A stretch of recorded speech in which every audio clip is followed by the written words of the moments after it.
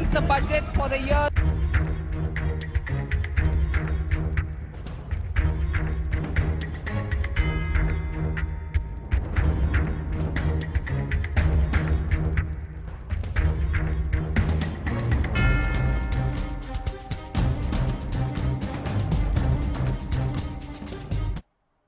नमस्कार, हरियाणा न्यूज देख रहे हैं आप और मैं हूं आपके साथ विनय चौधरी। आज का दिन बहुत ज्यादा महत्वपूर्ण है और बहुत ज्यादा खास है क्योंकि आज मोदी सरकार 3.0 का पहला बजट पेश होने जा रहा है। बड़ी खबर के साथ बुलेटिन की शुरुआत।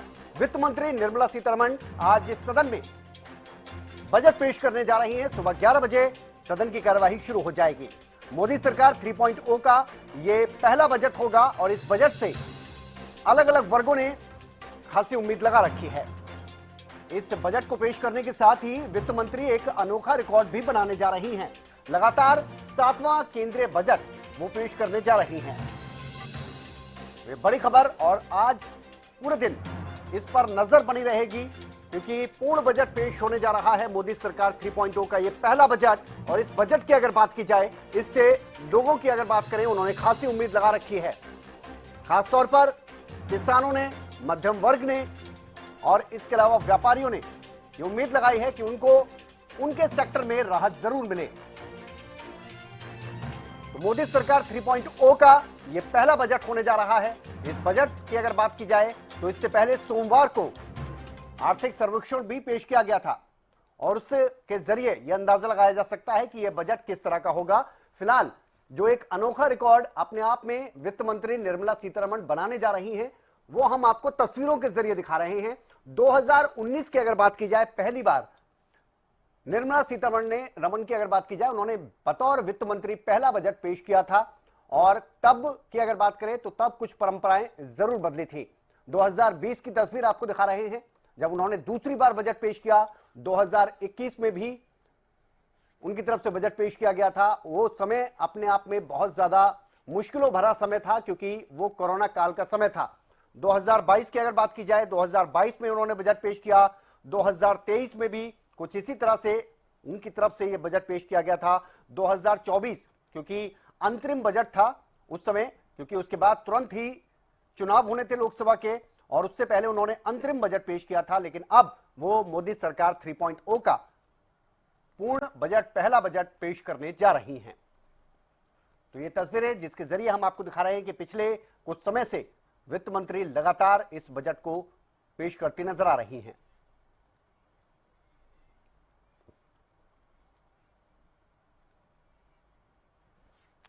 तो इस पर ही चर्चा करेंगे और पूरे दिन इस पर बातचीत होती रहेगी कि यह बजट किस तरह का होगा। बजट जब आएगा 11 बजे, आपको बता दें समय रखा गया है। 11 बजे के बाद जब सदन में बजट पेश होगा तो लगभग समय वही लगता है, 1.5 से 2 घंटे, 2.5 घंटे भी कभी कभी यह बजट भाषण पूरा चलता है और इसमें पूरा लेखा जोखा सामने रखा जाता है सदन के पटल पर। अमित तिवारी हमारे पॉलिटिकल एडिटर हमारे साथ जुड़ गए हैं। इसके अलावा अपराजिता श्री दिल्ली से हमारी संवाददाता हमारे साथ जुड़ गए हैं। अपराजिता, सबसे पहले तो आपसे 11 बजे तक किस तरह का अपडेट आप हमें देने वाली हैं जो हम दर्शकों तक पहुंचाएंगे?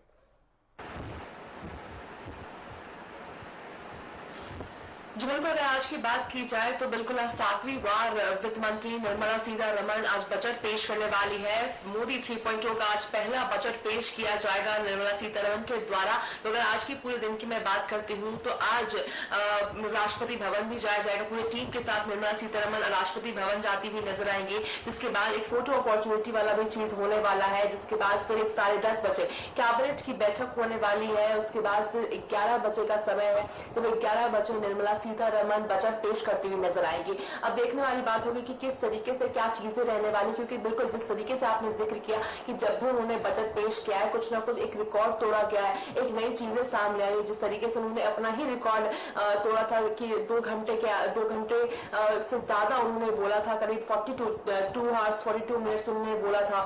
इसके बाद फिर एक बार उन्होंने 2 आवर्स 12 मिनट्स बोला था। तो इस बार देखने वाली बात होगी कि किस तरीके से क्या रहती है, कितना लंबा उनका स्पीच रहने वाला, ये भी देखने वाली बात होगी। साथ ही एक और बहुत खास बात हो जाती है कि जिस तरीके से अगर बात की जाए जिसका दावा किया है, अगर भारतीय जनता पार्टी की मैनिफेस्टो की बात की जाए, जिस तरीके से बीजेपी ने दावा किया है कि देश को इस बार थर्ड लार्जेस्ट इकोनॉमी बनाना है, यानी इस बार के टर्म में मोदी 3.0 में देश को थर्ड लार्जेस्ट इकोनॉमी बनाना है, तो वो देखने वाली बात होगी कि किन किन चीजों का जिक्र इस बार के बजट में रहता है। साथ ही एक और बहुत चीजें देखने वाली होगी कि विकसित भारत का जिक्र करते हुए नजर आते हैं प्रधानमंत्री नरेंद्र मोदी। हमने मैनिफेस्टो में भी देखा था किस तरीके से उनका जिक्र था, 4 लोगों को लेकर के उनका जिक्र था, गरीब को लेकर के, फार्मर्स को लेकर के, यूथ को लेकर के, वुमेन को लेकर के जिक्र था, तो वो भी देखने वाली बात होगी। हालांकि कहा जा रहा है जिस तरीके से लाडली योजना को लेकर भी चीजें कही जा रही है कि उसके भी जो पैसे उसे बढ़ाए जाएंगे, किसानों को लेकर भी कहा जा रहा है, अनुमान लगाया जा रहा है कि कई जो फार्मर्स को जो 6 लाख था वो 8 लाख कर दिया जाएगा।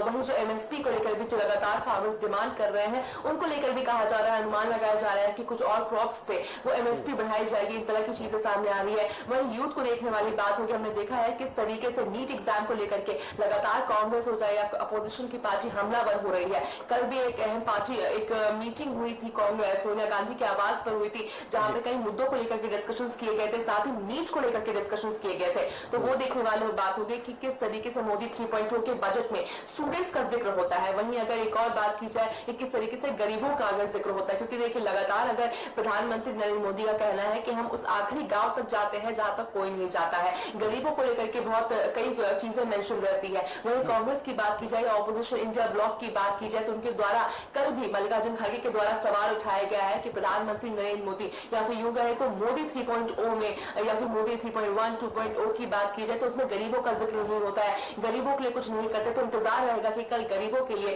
क्या करती है ये सरकार, तो उसका भी इंतजार किया जा रहा है। तो ये देखने वाली खुद में बात होगी कि क्या कुछ चीजें आज के बजट में पेश किया जाएगा। सबसे अहम बात होगी कि आज ये जो कार्यक्रम है वो सुबह 7 बजे से ही शुरू हो जाएगा, जिस तरीके से वो अपने आवास से निकलेंगे, जिसके बाद फिर राष्ट्रपति भवन भी कहा जा रहा है कि वो जाएंगे, जिसके बाद फिर वो पार्लियामेंट जाएंगी, वहां पर फोटो अपॉर्चुनिटी होगी, सभी मिनिस्टर्स के साथ अपनी जितनी भी टीम है उनके साथ में फोटो अपॉर्चुनिटी होगी, एक कह सकते एक मुलाकात भी होगी, जिसके बाद फिर 11 बजे ये बजट पेश किया जाएगा। जी ठीक है प्रजिता। अमित तिवारी भी हमारे साथ जुड़े हुए हैं, हमारे पॉलिटिकल राइटर। अमित जी, क्या लगता है, अभी इलेक्शन से पहले अंतरिम बजट आया था, उसके बाद हमने देखा कि सोमवार को यानी बीते कल आर्थिक सर्वेक्षण पेश किया गया, आज पूर्ण बजट 3.0 सरकार की अगर बात की जाए, मोदी सरकार पहला बजट पेश होने जा रहा है।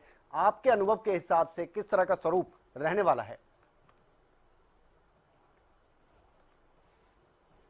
देखिए विनय, सबसे महत्वपूर्ण है कि जैसा आपने कहा कि एक नया रिकॉर्ड बनाने जा रही हैं निर्मला सीतारमण, इसमें कोई दो राय नहीं है। वे अपना 7वां बजट पेश करने जा रही हैं। इससे पहले मोरारजी देसाई ने 6 बार बजट पेश किया था, जिनमें से 5 बार जो बजट उन्होंने पूर्ण बजट पेश किया, 1 बार अंतरिम बजट पेश किया था।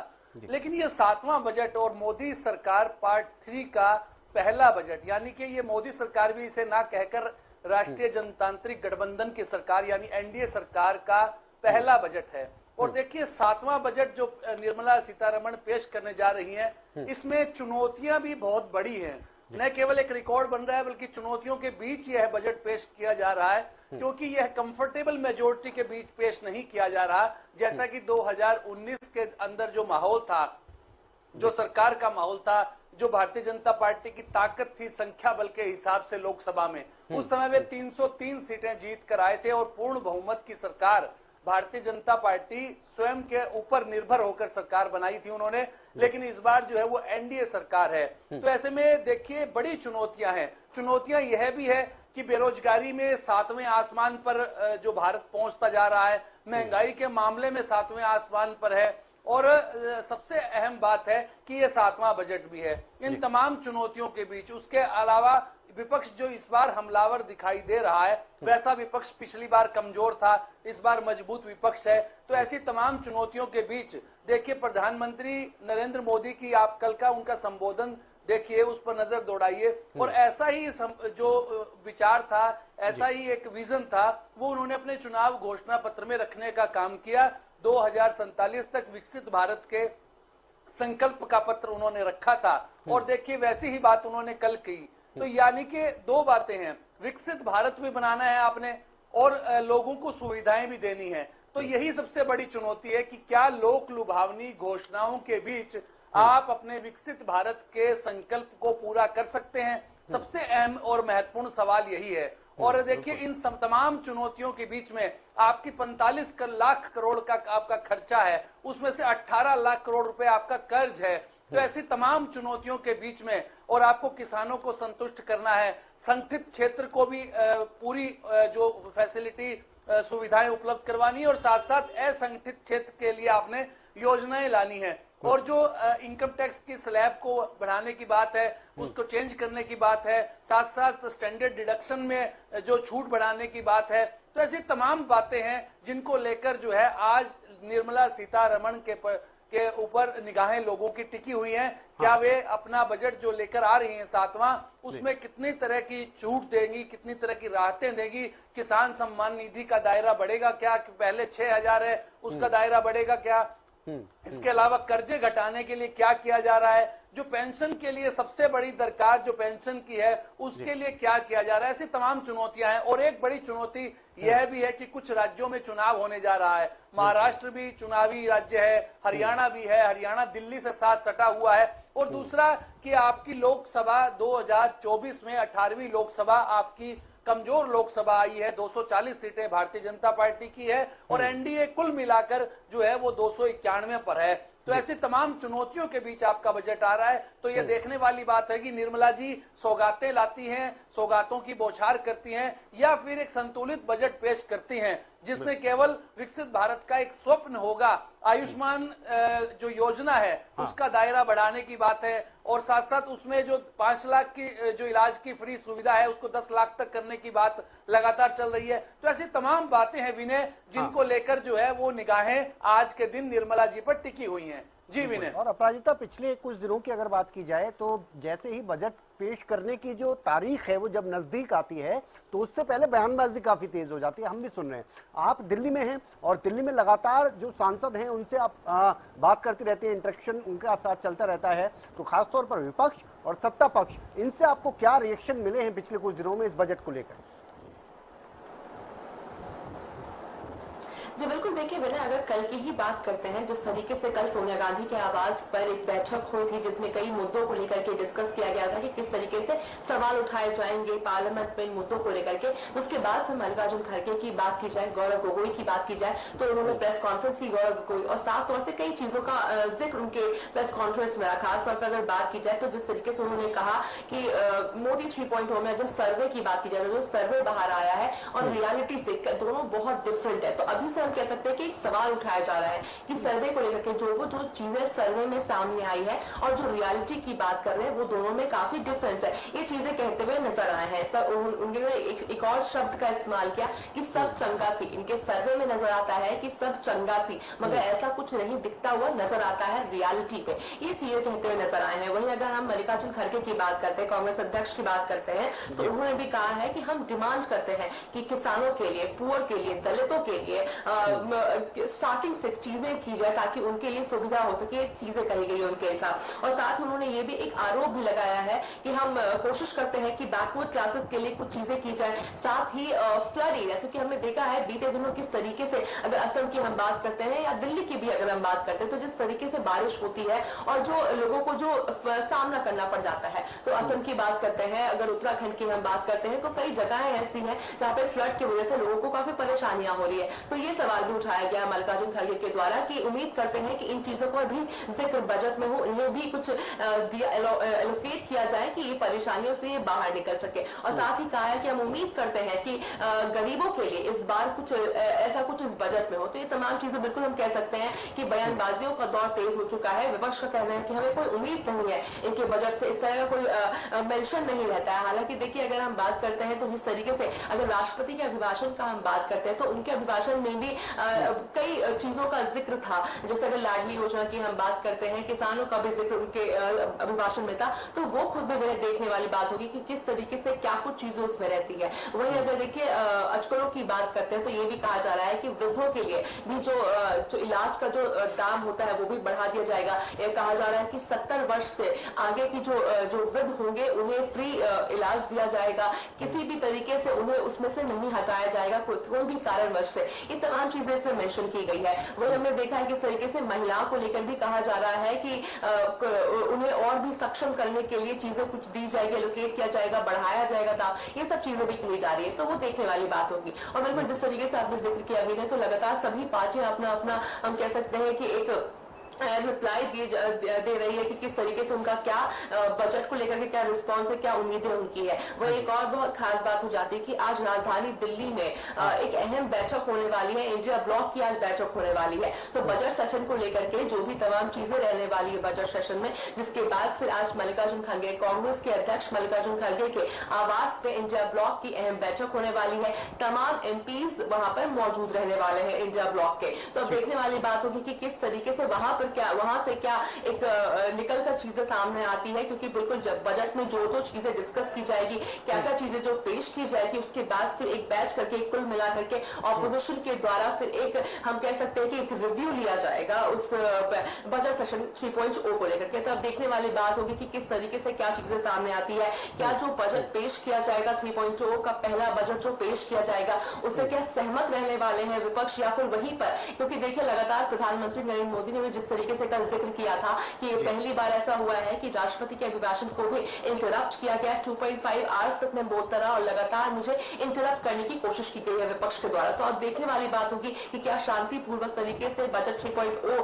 का पहला जो बजट पेश होने वाला है, क्या वो पेश हो पाएगा या उसे भी ऑपोजिशन इंटरप्ट करती हुई नजर आएगी। जी बिल्कुल। और अमित जी, एक चीज मैं आपसे जानना चाह रहा था कि आर्थिक सर्वेक्षण जब बजट से एक दिन पहले पेश किया गया तो उसमें कई चीजें बताई गई, राजकोषीय घाटे की बात करें या जीडीपी की बात करें या अन्य चीजों की बात करें, तो उससे क्या अंदाजा लगाया जा सकता है कि जब बजट पेश होगा तो उसमें क्या चीजें मुख्य तौर पर नजर आएंगी? तो आप अपने अनुभव के जरिए हमारे दर्शकों को यह समझाएं कि आर्थिक सर्वेक्षण पेश होता है तो उसके बाद जब बजट पेश होता है तो क्या समझ सकते हैं लोग उसके जरिए?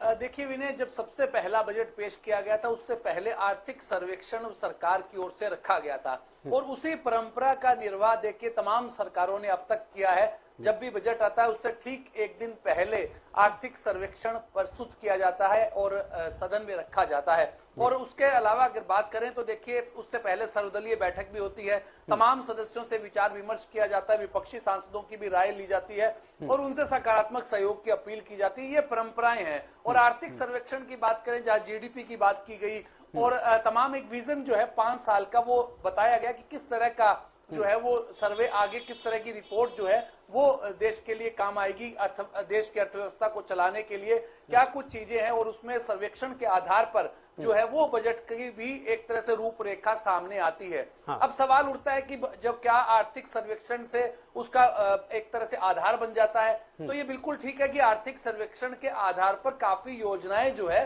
वो संचालित की जाती है, बजट में भी उन योजनाओं को रखा जाता है और देश के विकास में भी उन योजनाओं का महत्वपूर्ण योगदान रहता है। नीतियों का निर्धारण उसी के आधार पर होता है। तो देखिए अब सबसे अहम बात है कि जो केंद्रीय बजट आ रहा है उस पर कहीं ना कहीं सारी जो आधार उसका भूत तत्व है वो आर्थिक सर्वेक्षण निश्चित रूप से होगा और जो बजट है उससे उम्मीदें काफी है। हमने भी हमारे दर्शकों को सुनाया है, पूरे हरियाणा के जो अलग अलग हिस्सों से व्यापारियों ने और तमाम लोगों ने अपनी बात रखी है, तो उनको भी उम्मीदें हैं कि भले ही देखिए देश की अर्थव्यवस्था जो जीडीपी ग्रोथ कर रही है उसमें कोई दो राय नहीं है, लेकिन अभी भी हमें चीन, अमेरिका, जापान इनसे मुकाबला करना है और इनके बराबर की अर्थव्यवस्था बनाने के लिए हमें काफी कुछ जो है वो प्रयास करने होंगे। उसके लिए अप्रत्यक्ष जो कर है, प्रत्यक्ष कर है, उनका देखिए अभी भी जो राजस्व है उसमें और जो खर्चे हैं उनका काफी कुछ जो उसमें नियंत्रित नहीं हो पा रहे हैं और यही वजह से जो एक तरह से खर्चे जो केंद्र सरकार के हैं वो भारत सरकार के खर्चे बढ़ते जा रहे हैं। अगर 1994 से लेकर और आज 2024 देख लिया आ गया है और इसमें अगर खर्चों की बात करें तो वो लाखों करोड़ों में उसका अंतर आ गया है। तो ऐसे में इन तमाम बातों को देखते हुए, तमाम क्षेत्रों को छूट देते हुए, तमाम चुनौतियों का मुकाबला करते हुए निर्मला सीतारमण को आज के बजट में देखिए छूटों की भी दरकार है, पेंशनर्स को भी और जो सीनियर सिटीजन है उनके लिए भी और तमाम जो वर्गों के लिए उन्होंने अपने जो चुनाव घोषणा पत्र में, जिसे भारतीय जनता पार्टी संकल्प पत्र कहती है, उस संकल्प पत्र में तमाम जो युवाओं के लिए, वृद्धों के लिए और मजदूरों के लिए और साथ साथ जो किसानों के लिए महिलाओं के लिए, ऐसे कई वायदे उन्होंने किए, कई संकल्प लिए थे। क्या उन संकल्पों को पूरा किया जाएगा? तो एक बात, सबसे अहम बात विनय मैं यहाँ कहना चाहूंगा कि निश्चित रूप से जो भारतीय जनता पार्टी का एक मध्यम वर्ग से बड़ा उनका जुड़ाव रहा। और 2014 में देखिए और 2019 में उन्हें जो जिस प्रकार से जीत मिली उसमें मध्यम वर्ग की बड़ी भूमिका रही। तो ऐसे में उम्मीद की जा सकती है कि इस बार 2024 में जो मध्यम वर्ग उनसे थोड़ा सा उसका जुड़ाव हटा, व्यापारी थोड़ा सा नाराज दिखाई दिया, आम आदमी थोड़ा नाराज दिखाई दिया, जिसकी वजह से उनको कई तो करीब 63 सीटों का नुकसान भारतीय जनता पार्टी को खुद को उठाना पड़ा। वो 240 तक सिमट गए, 303 तक आ गए थे। तो ऐसे में आम आदमी यानी मध्यम वर्ग के लिए भी एक बड़ी घोषणाएं उन्हें निश्चित रूप से करनी होगी। चाहे वो आयकर के रूप में उन्हें छूट का तोहफा दे सकते हैं, 80C में जो स्टैंडर्ड डिडक्शन होता है उसके तहत उसका दायरा बढ़ाया जा सकता है। पहले से जो छूट है वो 1.5 लाख उसको 2 लाख किया जा सकता है। और नई टैक्स स्लैब में जिस प्रकार से स्टैंडर्ड डिडक्शन नहीं देने की बात थी, पुराना जो स्लैब लेना पड़ता था, तो उसके लिए भी उन्हें उम्मीद है कि निश्चित रूप से 80C में जो छूट का दायरा है वो बढ़ेगा। इसके अलावा भी कई और छूटें हैं जो दी जा सकती है, लेकिन साथ साथ एक चुनौती यह भी है कि बढ़ते खर्चों के लिए राजस्व आय बढ़ानी है, राजस्व बढ़ाना है। तो ऐसी तमाम चुनौतियों के बीच यह बजट आ रहा है, तो निश्चित रूप से बड़ी उम्मीदें भी है। जी विनय, फिलहाल के लिए बहुत शुक्रिया आपका अमित तिवारी जी, और साथ ही अपराजिता आपका भी शुक्रिया कि और नजर बनाए रखिएगा क्योंकि लगातार आपसे अपडेट्स हम लेते रहेंगे। लेकिन ये जो बजट पेश होने जा रहा है मोदी सरकार 3.0 की अगर बात की जाए, खासतौर पर इसे एनडीए सरकार कहेंगे तो और ज्यादा बेहतर रहेगा। तो इसमें मध्यम वर्ग को बहुत ज्यादा उम्मीदें हैं, लोगों को उम्मीद है कि थोड़ा सा टैक्स में राहत मिल जाए। इसके अलावा विकसित भारत पर बजट में फोकस होगा, ये बिल्कुल विशेषज्ञों का भी कहना है। और क्योंकि संकल्प की अगर बात की जाए तो जिस तरह से प्रधानमंत्री नरेंद्र मोदी की तरफ से ये कहा गया था, इलेक्शन से पहले की बात है कि 2047 तक हमें विकसित भारत के तौर पर भारत को पूरे दुनिया के पटल पर रखना है, तो उस संकल्प को लेकर चल रहे हैं। तो देखना होगा कि उसकी कितनी झलक इसमें नजर आती है।